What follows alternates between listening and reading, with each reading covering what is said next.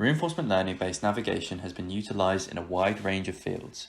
Unfortunately, RL suffers from data inefficiency, and as reported by researchers, training time is slow and can take many days.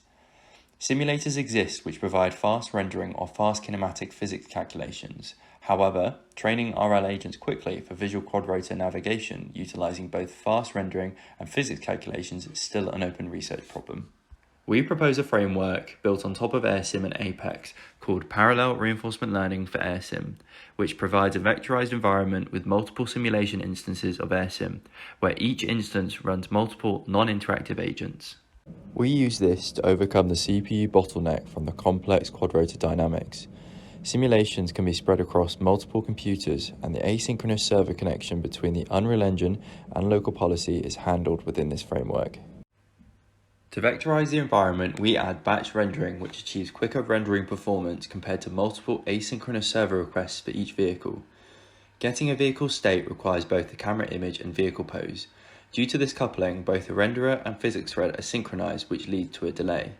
Hence, we eliminate this delay by calling a single request for all vehicle states in a batch, leading to an improvement in rendering time.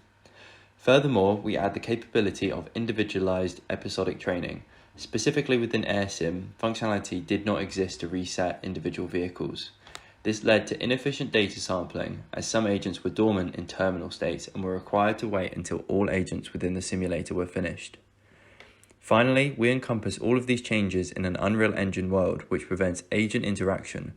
Collision boxes for vehicle-to-vehicle interaction are removed, and ego perspective rendering of other quadrotors is disabled. This allows all agents to share the same simulation space, and hence less 3D models are loaded, which improves the rendering performance.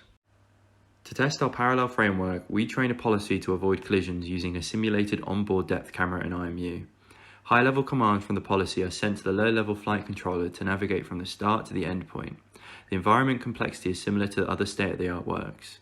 The network architecture uses convolutional layers and fully connected layers for successive depth images and velocity inputs, respectively. The output is the quality value for each action, and actions represent incremental horizontal velocity of either left or right, with a constant forward velocity applied.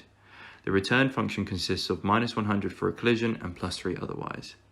Our results show firstly how we can achieve a maximum number of quadrotors, far greater than the current state-of-the-art, using our vectorized environment.